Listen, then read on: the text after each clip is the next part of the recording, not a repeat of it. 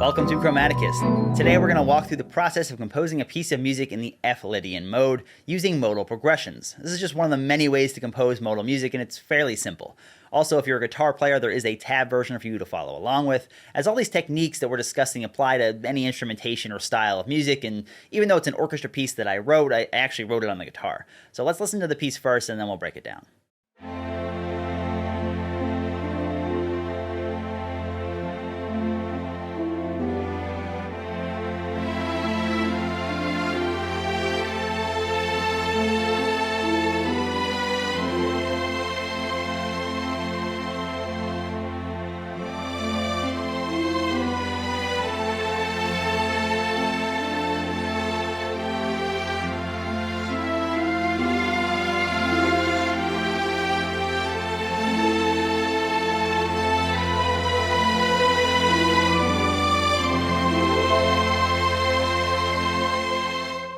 As always, before we can begin to write modal progressions, we need to know two things. What is the characteristic note of the mode, and what are the options for chords? If you look at the modal progressions chart, you'll see that the characteristic note is the sharp 4th, also known as the sharp 11th. In this case, it's B natural. Whether you're using triads or 7th chords, you only have one tonic chord, the F or the F major 7. The cadence chords, which lead to or precede the tonic chord, also contain the characteristic note of the mode. This is how you sound the color of a specific mode when using modal progressions. Think about it this way, if I just vamp on an F major 7 chord, there's nothing telling me in the chord that the mode is Lydian. My ear only knows that it's some type of major key, so I would have to use the B natural somewhere in the melody to signal that it's the Lydian mode. Or if you look back at the chart, you can use the cadence chords since they contain that sharp 4th degree of the mode as a chord tone. So if I play F major and then I throw in an E minor chord, that chord is now telling our ears that there is a B natural present in the key that we're in.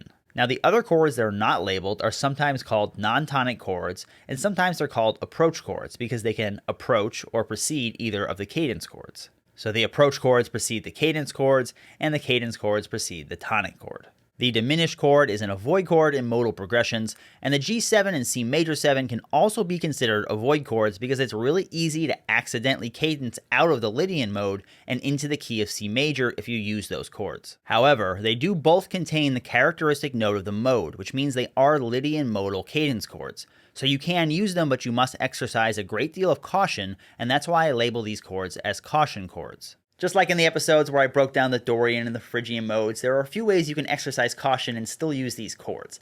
One is to stick to the triads, because a G triad has much less of a tendency than a G7 to want to resolve to C major. Two is you can play the C major chord on a weak beat or an upbeat and use an inversion. This will help it sound less like a 1 chord. 3, you can play the G7 or C major 7, but not both. If you play G7 to F major 7 without ever hearing a C major chord, it'll sort of force your ear to hear that F major 7 as the 1 chord. Or 4, you can always use a pedal tone underneath so it sounds more like triads shifting over top of a pedal tone. It sort of grounds everything in our home key.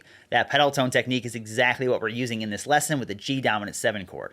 Let's take a look at our harmony. The harmony in this piece is very simple, and I think it's important to note that there are a lot of great pieces of music that have only 1 or 2 or maybe 3 chords and a really great melody. You don't need to have a ton of chord changes all the time. Simplicity is really great when it's intentional. Looking at the harmony, we have our pedal tone F in the bass, which keeps everything grounded in F throughout the whole piece. Any chords we write above the pedal tone will directly relate to that F, and the chords are very simple. It's just an F triad over the F pedal tone, and then a G triad over F, which really creates a G dominant 7 in 3rd inversion. Notice it doesn't behave like a typical G7 resolving down a 5th, nor does it have the tendency to want to. This is because of the pedal tone, the position in the bar, and the 3rd inversion all working together, and the fact that there's no C major chord anywhere. This is a very simple chord progression, so if you listen to it, you'll notice that I did give it some harp and woodwind arpeggios to these chords just to kind of give a little more movement and energy, rather than just keeping the harmony in the string section.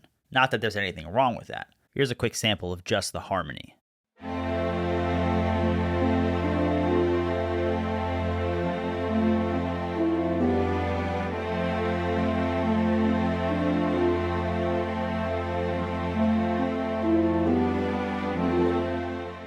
You may also have spotted one bar of 5/4 in here, but that actually came about when I was writing the melody, so let's hold on to that thought for a second. If you are playing this music in a band, I will point out that this is a very difficult voicing on the guitar, and it would probably make a lot more sense for the guitar player to just play the triads, and have the bass player play the pedal tone an octave below this note.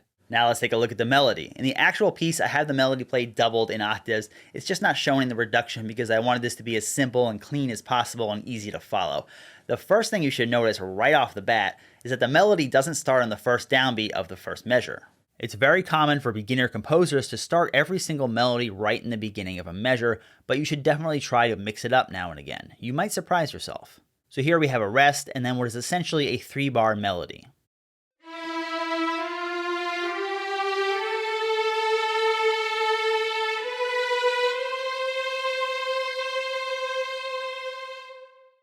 Next, starting on a different note, I use an inversion of the motif. Here I have 4 ascending notes, 3 of them are quarter notes and 1/2 note. Looking at the inversion, they are now descending, but still 3/4 notes and 1/2 note. And I maintain the same intervallic relationships, meaning both motifs are moving in stepwise motion.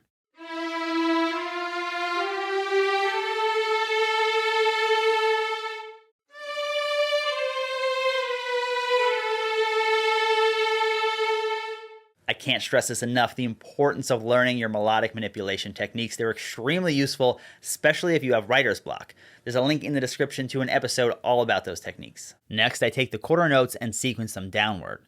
Here is where I make a change that ultimately leads to the ending. I add this new melodic fragment here, and then I just start sequencing it upwards until the ending.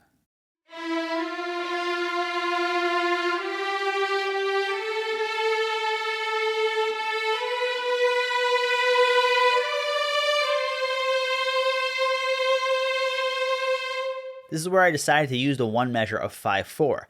I landed melodically on the B natural, the sharp 11th, over the F major chord, and it's the characteristic note of the mode. Up until now, not including the chords, I have only used that B as a passing tone here and here.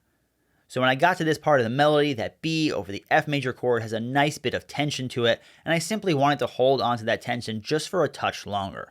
This is originally a quarter note, and I augmented the rhythm to be a 1/2 note, so I ended up adding a quarter note to the bar, because I didn't want to shift the relative position of the next 2 notes.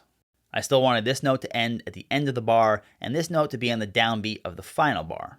You can always make a measure longer or shorter anytime you want if it serves your needs musically. There are no rules about that. Let's listen to our piece one more time.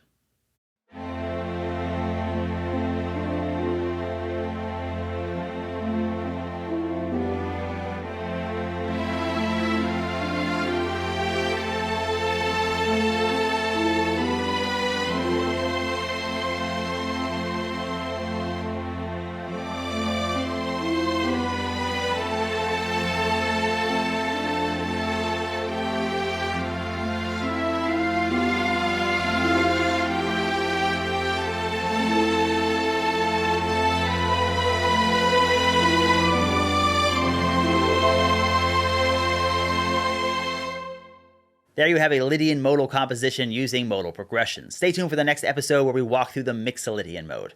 Alright, thanks for watching. See you next time.